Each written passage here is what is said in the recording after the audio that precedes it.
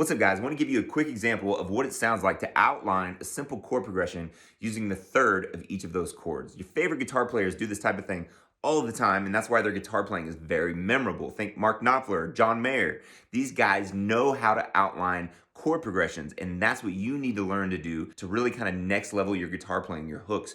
You want to learn to play melodically. So here's a quick example. Chord progression is D, A, B minor, and then back to D. So the third of D is F sharp. Third of A is C sharp, third of B minor is D, and then back to the F sharp for the third of the D. Now if I put some notes in between,